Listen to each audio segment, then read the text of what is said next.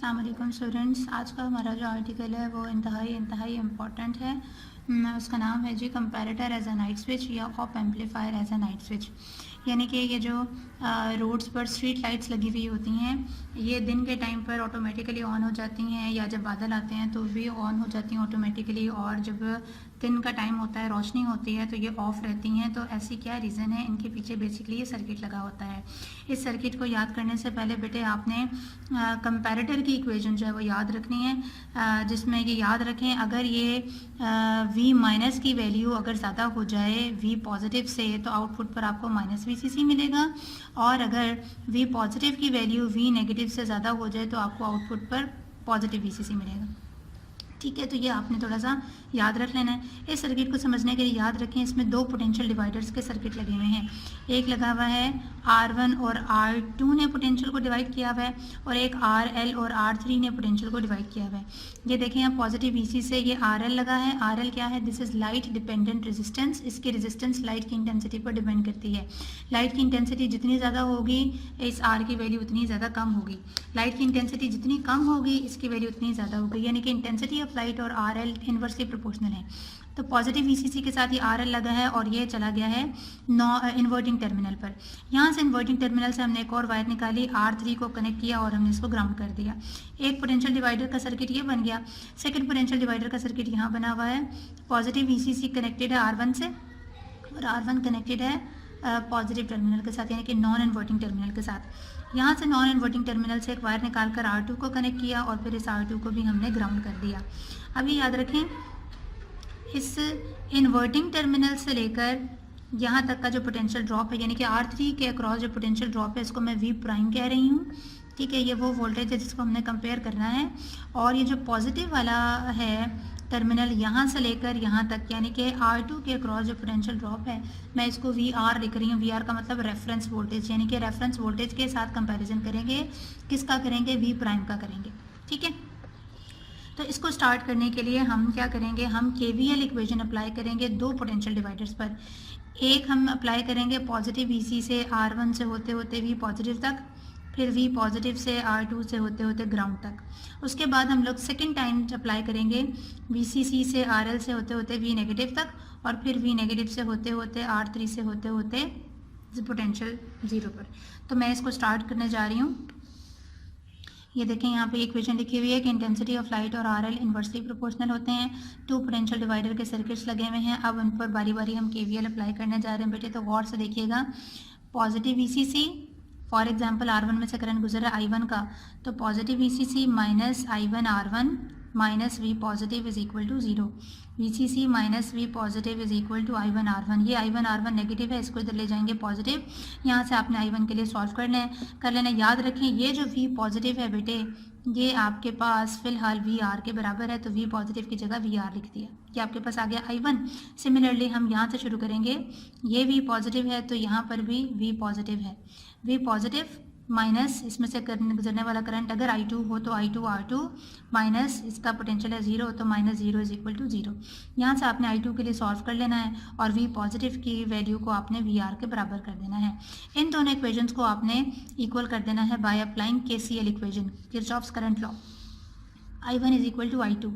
यहाँ पर I1 की वैल्यू लिखी, यहाँ I2 की वैल्यू लिखी। याद रखें I1 में भी VR है, I2 में भी VR है, तो ये R1 को मैं इन दोनों पर तकसीम करूँगी तो दो रकमें बन जाएंगी। इस वाली टर्म को उठाकर मैं इस साइड पर लाऊंगी तो ये पॉजिटिव हो जाएगा। दोनों में से VR को कॉमन निकाला तो आपके पास 1/R2 प्लस 1/R1 आ गया। इस इक्वेशन में बेटे R1 और R2 का LCM ले लें और इसको सॉल्व करें। यहाँ पर आपने करना ये है बेटे, ये VR यहीं रहने देना है। इस पूरी टर्म को उठाकर आप इधर ले जाकर मल्टीप्लाई करेंगे तो ये रिवर्स हो जाएगी। तो VR रेफरेंस वोल्टेज आ जाएगा VCC over R1 into R1 R2 over R1 plus R2। Cancel होकर ये R1 R1 से कैंसिल होकर आपको दे देगा R2 R1 plus R2 into VCC। ये आ जाएगी आपकी इक्वेशन नंबर A। सिमिलरली आपने क्या करना है, इस सेकेंड वाले पोटेंशियल डिवाइडर पर KVL इक्वेशन अप्लाई करनी है। तो ये हम कैसे करेंगे गौर से देखिएगा। यहाँ से हम लोग शुरू कर लेते हैं। फर्ज करें इस RL में से गुजरने वाला करंट I1 है और R3 में से गुजरने वाला करंट I2 है।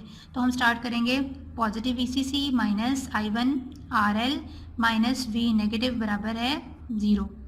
ठीक हो गया। अब V नेगेटिव चूंकि V प्राइम के बराबर है तो मैं V नेगेटिव की जगह V प्राइम डाल दूंगी और मैं इसको I1 के लिए सॉल्व कर लूंगी।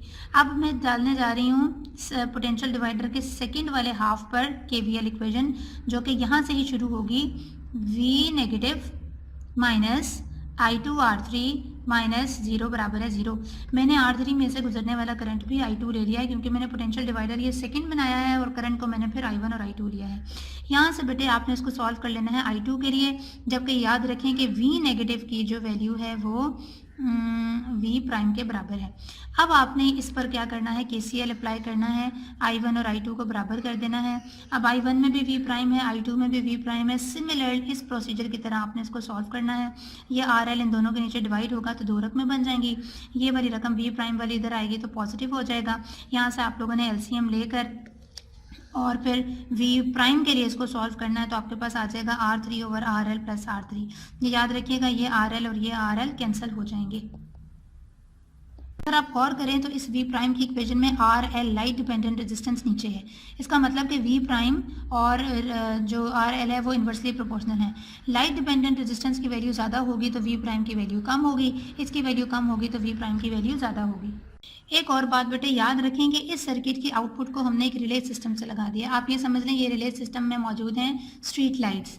ये स्ट्रीट लाइट्स या ये रिले सिस्टम तब ऑन होता है जब इसको पॉजिटिव VCC मिलेगा, और अगर इसको नेगेटिव VCC दे दिया जाए तो ये ऑफ हो जाएगा, यानी कि स्ट्रीट लाइट्स ऑफ होंगी, और जब इसको पॉजिटिव VCC मिलेगा तो ये जो स्ट्रीट लाइट्स हैं ये ऑन हो जाएंगी। तो अब हम देखते हैं कि ऑपरेशन में होता क्या है।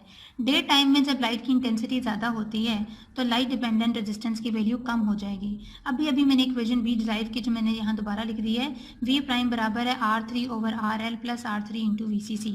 RL की वैल्यू के कम होने का मतलब ये है कि V प्राइम की वैल्यू रेफरेंस वोल्टेज से VR से ज़्यादा हो जाएगी। तो कंपैरेटर की इक्वेशन यूज़ कर लेते हैं।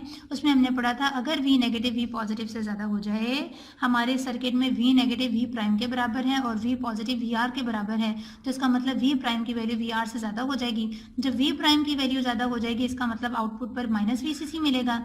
ये माइनस VCC जब आप रिले सिस्टम को देंगे, स्ट्रीट लाइट्स को देंगे, तो वो एनर्जाइज नहीं होगा, वो ऑफ रहेगा। इसीलिए दिन के टाइम जो स्ट्रीट लाइट्स होती हैं वो ऑफ रहती हैं, वो ऑन नहीं होती।